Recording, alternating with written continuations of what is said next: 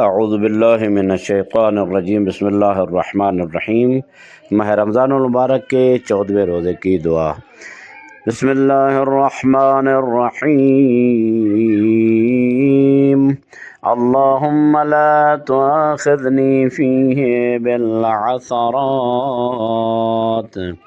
وأقلني فيه من الخطايا والهفوات ولا تجعلني فيه غرضا للبلايا والآفات بعزتك يا عزة المسلمين۔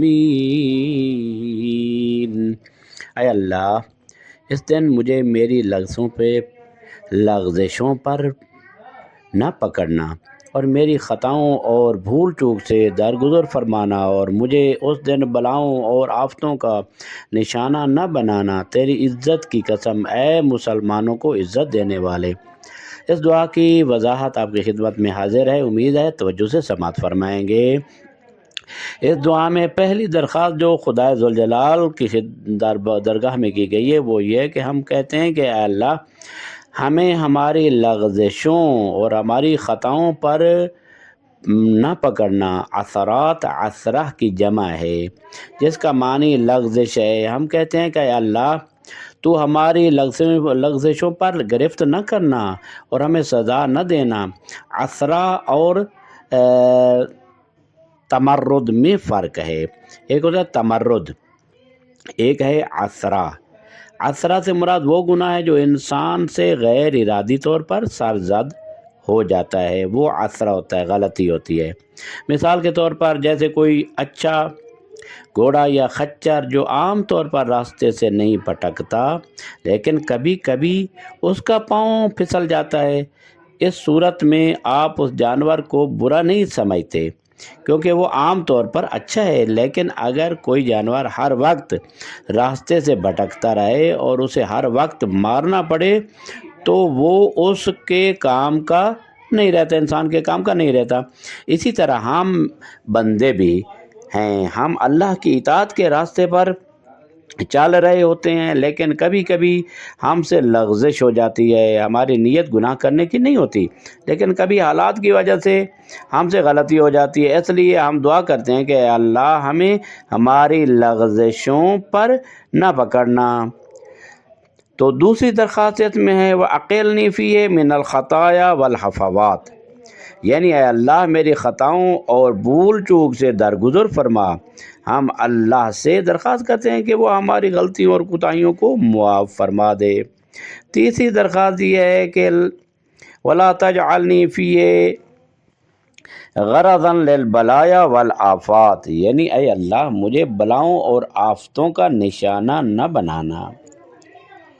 بلا زندگی کا حصہ ہے۔ یہاں ایک نقطہ قابل توجہ ہے کہ بلا اور مصیبت دنیاوی زندگی کا لازمی حصہ ہے، جیسا کہ حضرت علی علیہ السلام فرماتے ہیں دنیا بلاؤں سے گھری ہوئی ہے، ہر انسان کی زندگی میں کبھی نہ کبھی بلا آتی ہے، مشکل آتی ہے۔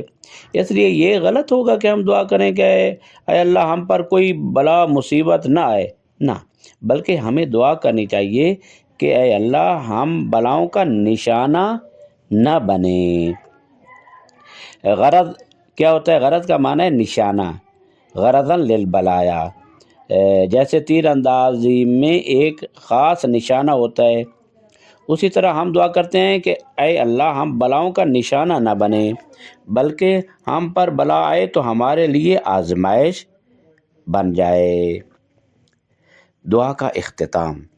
دعا کے آخر میں ہم کہتے ہیں بعزتک یا عزت المسلمین، اے اللہ تیری عزت کی قسم اے مسلمانوں کو عزت دینے والے۔ عزت کا معنی یہ ہے کہ کوئی اتنا بلند مرتبہ ہو کہ کوئی اس تک نہ پہنچ سکے، اس کو کہتے ہیں عزت۔ اللہ ہی وہ ذات ہے جو تمام مخلوقات پر قادر ہے اور کوئی اس کی ذات تک نہیں پہنچ سکتا۔ اللہ ہی ہے جو مسلمانوں کو عزت دیتا ہے اور ہر عزت اسی کی طرف سے ہے۔ وَلِلَّهِ الْعِزَّةُ وَلِرَسُولِهِ وللمؤمنین، ہماری لغزشوں پر اے اللہ نہ پکڑنا، ہمیں ہماری خطاؤں سے درگزر فرمانا اور ہمیں بلاؤں کا نشانہ نہ بنانا۔ تیری عزت کی قسم اے مسلمانوں کو عزت دینے والے، کیونکہ عزت ہے ہی مسلمانوں کے لیے، وَلِلَّهِ الْعِزَّةُ وَلِرَسُولِهِ وَلِلْمُؤْمِنِينَ، یعنی اللہ کے لیے، اللہ کے رسول کے لیے اور مؤمنین کے لیے عزت ہے۔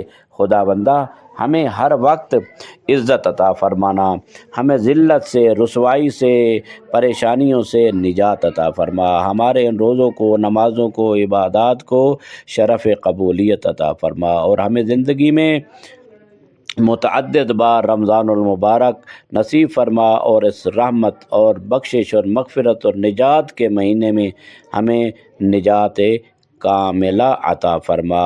صلی اللہ علی محمد وآلہ الطاہرین۔